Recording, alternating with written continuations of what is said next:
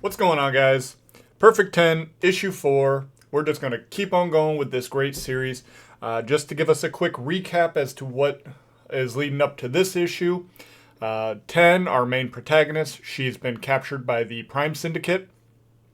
And their leader, Calamity, was wanting to kind of reprogram her and use her as a means of any kind of deterrent for Division M to want to like take her back, or if they do, they're gonna find she is now their enemy, and basically due to Division M, what she's been programmed to do for Division M, which is kill all of the Prime Syndicate's roster, and so. Some shit went down. She ended up brutally killing Crimson, who has been depowered from his werewolf form by Calamity, or at least Calamity ordered it, and another super named Mute was the one who took the powers for temporary purposes. But yeah, 10 has killed that. Calamity, meanwhile, is now meeting with Max, who is like basically the president of Division M and the president of, I believe, the United States. I think it's still called the United States in this world. And that's where we're going to be continuing on from here. So, this cover, we feature a villainess named Vendetta, and I just want to kind of just look at her a little bit. So she is basically a bounty hunter, and I think she is very inspired by the Predator.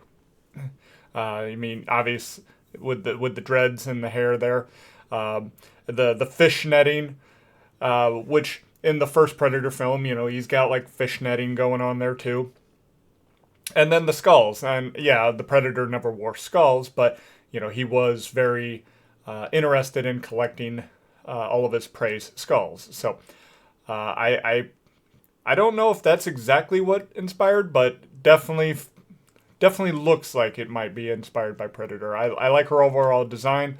I don't know how effective fish netting is going to be, but hey, she's got the body to do it and pull it off. So we're just gonna keep on rolling with that. So like I said, this is issue 4, The Point of No Return. Dave and Pow collaborating again. I'm not gonna labor on that too much, so we're just gonna get right on into it. So our story opens up. We got the city. We got Traverse. Traverse is watching now. It's a little hard to see on my camera, but there's a little speck over there by the tower, and that is Calamity. That is where we last saw her. She kind of just hovering in the air next to a building. So we can say that it's pretty safe to assume that that's who's over there. That's that little speck out there.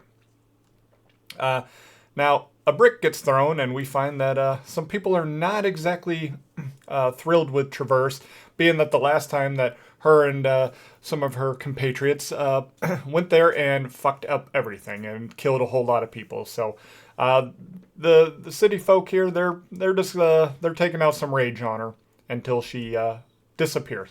I guess the only real nitpicky thing I have here is, why would Traverse decide to go back to basically the scene of the crime, I don't know if this is kind of just a cocky mood that she's feeling, or, kind of found that she's untouchable. I have no idea. Because she could really just pick anywhere. I mean, we have what looks like a garage here, just somewhere higher elevated, and not leave herself as such an open target. I understand that Calamity's probably wanting the space here, but yeah, I just maybe would have just put her up above. But I also kind of feel that this might be like a fan character just being inserted in there. I know a lot of indie creators do that. It's just this particular person stands out, so I think it's something like that, or maybe in reference to something else, and we're just having this as a shot to be put in. So again, nitpicky. It's not really affecting the overall plot. Don't really want to harp on this too much. So speaking of Calamity, we are seeing that she's over here, and the president's 2 bodyguards, we have Gorgeous and Grotesque. I forget their real names off the bat, but I do believe his name is Roy, and I can't remember what Gorgeous's name truly is, but we're gonna go with that. It's G&G, easy enough to remember. So they put plan in action. Gorgeous goes ahead and fires a beam, and while she's doing that, she's talking about just letting loose, giving them everything they got. Orders that the president needs to be taken care of as well as Max too, and Calamity responds like, if that's the best you got, then you're in serious trouble. And we get to finally get a little demonstration of Calamity's powers. And yeah, it looks like she is just fucking up everything around here with just ease. Gorgeous is able to throw out a protective field over everybody. While Grotesque, we haven't fully seen his powers yet, but I mean, he's big, strong guy, so we're automatically just like, okay, chances are it has something to do with strength here. Now, the force field does have to get put off for a quick second while Gorgeous is having to block some stuff falling down on her, some debris. Now, this allows the president to unfortunately slip down, and so now Gorgeous needs to protect her. This opens up an opportunity for Calamity to grab Max. So Gorgeous goes after the president and tells Grotesque to go ahead and take care of Calamity. And now we get to see what Grotesque is all about. Over here, he's just kind of... He's a little sour about the fact that his very first thing is going up against Calamity, because it sounds like Gorgeous, I believe that they are a married couple, talked him into doing like kind of some freelance work where they're basically supers for hire, that they can just kind of be their own boss kind of deal and just work for clients that they feel are acceptable, in this case the president. And while reading this, it kind of made me think about like in Die Hard, John McClane's in that vent. He's got the lighter. He's like, "Oh yeah, come out to the coast. We'll get together, have some laughs." Just kind of was like, I can't fucking believe that this is where my life is ending up over here. This was supposed to be kind of cakewalk, but he's just like, you know what? Fuck it. Let's see how strong you really are, Calamity. And so we see inside of Project M or Division M.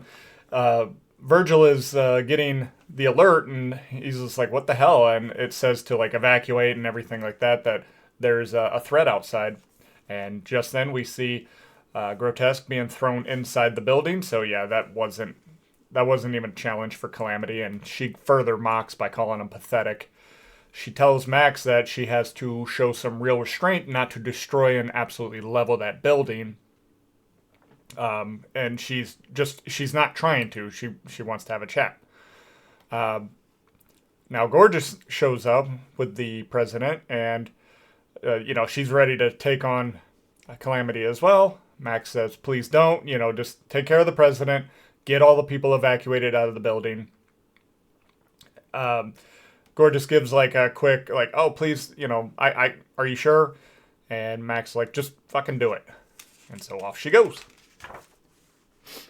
We cut over to the Citadel, which houses the Prime Syndicate, and you see that Crimson is right here. He's dead as fuck. Like that's his brain right here where my finger's at.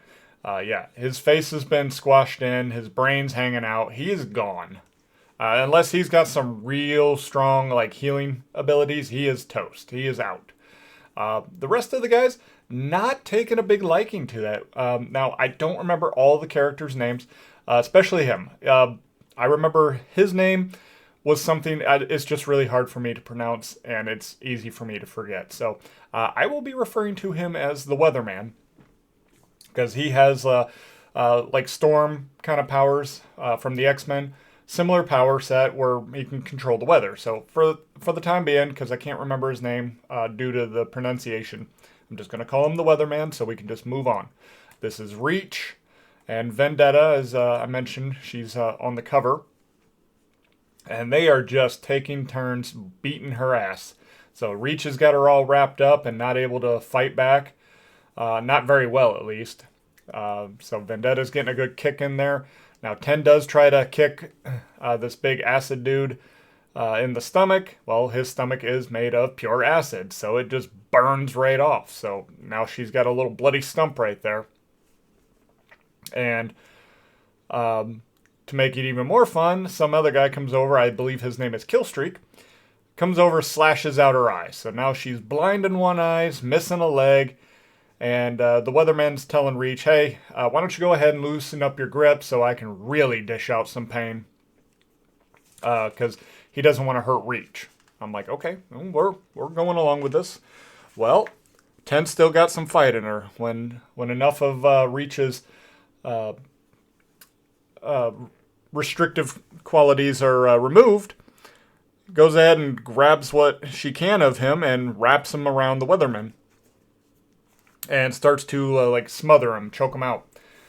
This puts the weatherman into kind of a panic. He creates like a tornado, and my assumption is he was trying to fly up towards the ceiling to maybe hit her in the head, knock her out. Well, they go through the big glass ceiling instead, and she does her job well enough to knock him out. So now they're all starting to fall down, and to make her escape, 10 grabs Reach's like leg, kind of help bungee down further, and she goes, she lets go, and off into the abyss she goes. As she's fallen, she hits a series of cliff edges, and you can just kind of see her arm is all jagged right here, her legs busted up. I mean, she's beaten and bloodied. Hits the ground rather hard, and it looks like she's knocked out, maybe dead.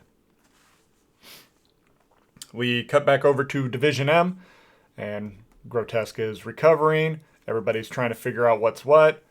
And Gorgeous is saying, okay, well, we need to evacuate everyone, and tells Grotesque to go get Replica, because they need to free her. And then while they're doing that, she's going to go check the level for all the other survivors, because we do have a count. It's like 40 some odd people that need to be evacuated. Even though they are told that the building structure is not going to fall. Like, it's not going to collapse, but they still need to get out just in case. So, we then cut over to Calamity and Max. And there's a lot of dialogue, and I'm going to try and sum it up the best I can. So, more or less, Calamity wants Division M's help. And Max is just like, okay, why should I help you? Why are we going to need one another? Because that is what Calamity says, that Division M's going to need her and the Prime Syndicate just as much as they're going to need Division M. And Max is like, why? And the one-word response Calamity gives is Zeitgeist. Zeitgeist, as we are now informed, was the previous leader of the Prime Syndicate, the one that Calamity killed in order to take control of. And this has got Max very confused. He's like, well, I thought you killed him. What happened? And basically, what we're finding out is she didn't kill him. She kind of threw him forward in time. And so we are getting some info on who Zeitgeist is. And basically, what he is able to do is manipulate time. Now, he can't go backwards in time, but he can go forward.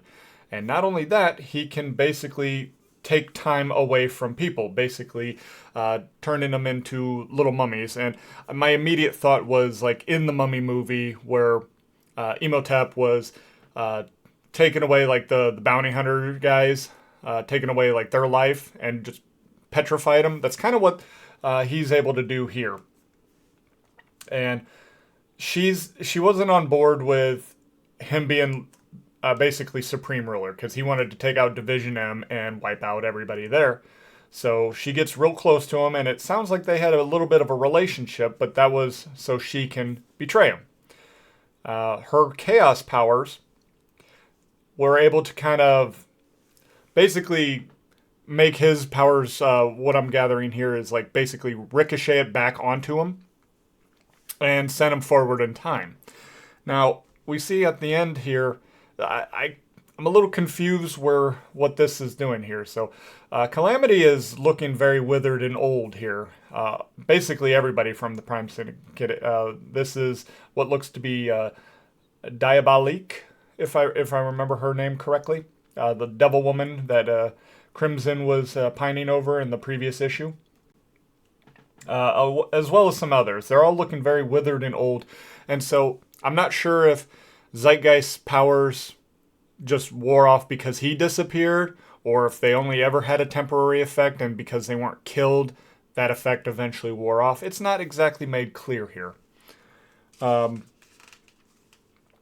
yes, she says, I don't know how far into the future he's going to return at some point. I don't know. It could be tomorrow. It could be a year from now, 10 years, whatever. But basically, we need to go our own separate ways. We don't necessarily have to be buddy-buddy, but we need to not kill each other so when he does return, we can focus on our common enemy. And Max is like, okay, well, why didn't you just tell me this when, you hacked Motherboard? And she says, well, that would appear to show weakness, and the Prime Syndicate does not allow that kind of stuff. So me asking for aid in that way, that would come off as weak. A potential mutiny may ensue. It would just be problems. I came to you now because the Syndicate believes that she is there to retrieve Replica, which she says, yes, I am still wanting to retrieve her. And before they can fully establish everything, they're trying to, basically they're getting to about the end, right? Like, can we have a truce at least for now, kind of stay out of each other's hair until our common enemy is there, and then we can go our separate ways. Because after all, the whole thing between us already, we get 10, we leave you alone, you leave us alone. So there was already kind of a truce established, so that's not going to pop up with the rest of the Syndicate. But again, before they can close out the deal, they get stopped by the Flying Dutchman. Flies in, grabs Calamity by the face, shoves her right into a wall, and before he can do anything else, Max stops her. And now Calamity, she's all happy. She's like, well, it looks like we have a deal then. And so she goes on and I guess basically rethinking the idea of Replica is like, look, more or less it looks like I can make up an excuse. She's got a kind heart. She wouldn't have fit in with the Prime Syndicate anyway, so I'll just say we have no use for weaklings, and she moved on and says, I hope to not see you again, and goes off.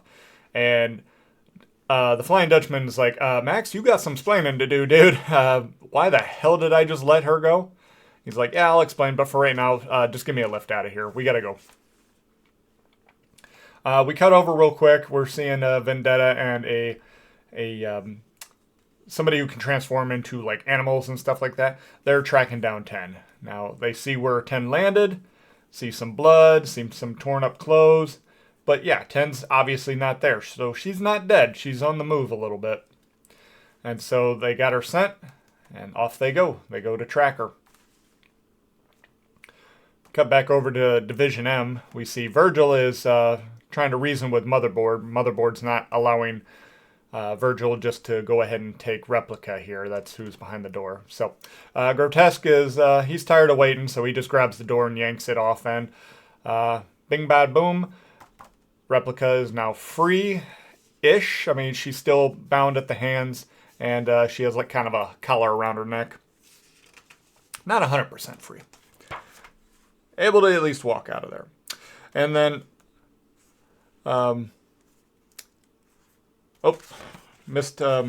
Max is coming back, says, hey, I gotta make a quick call.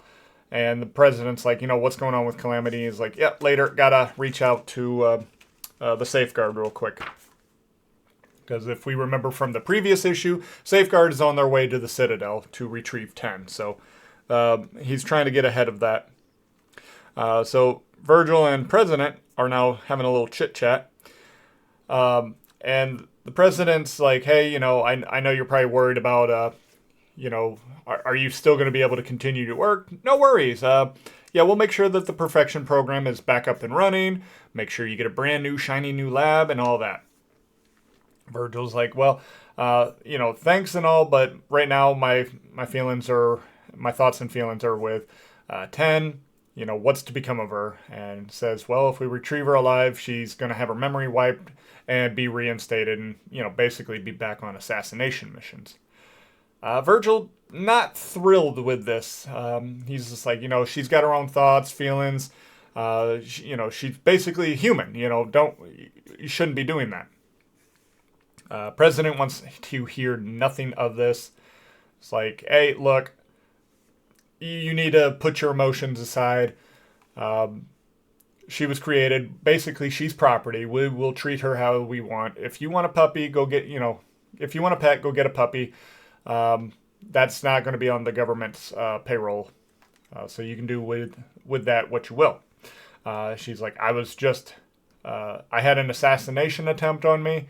We need more people like them to help corral the bad guys.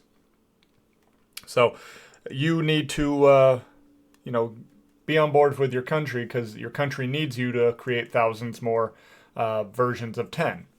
And I also want to note something. Dutchman and Replica seem to be getting a little friendly back here. A little flirty flirt. So I wonder if anything's going to happen there. Especially, being that I'm not 100% sold that Replica is not a bad guy.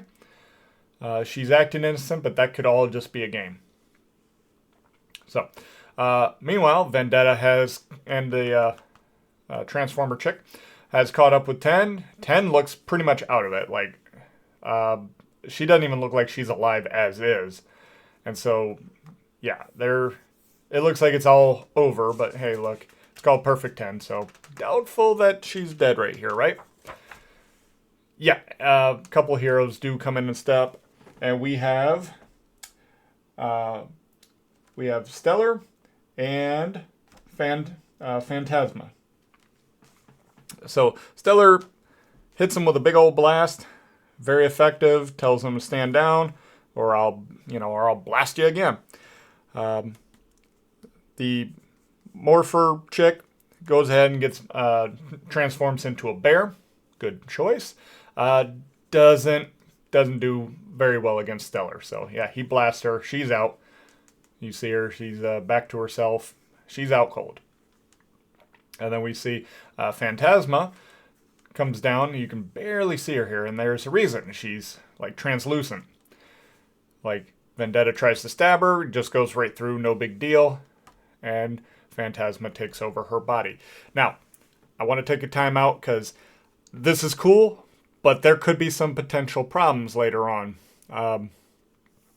I'm hoping that Phantasma, that is a very, very powerful skill to be able to take over somebody's body like that. There definitely needs to be a good ceiling on that, and I hope Dave has thought that through because what is to stop Phantasma from being like in somebody like Calamity or Zeitgeist whenever he shows back up? This could be potentially like the most powerful character. Or maybe she can only take over bodies of somebody weaker like Vendetta. I don't believe Vendetta really has any real superpowers.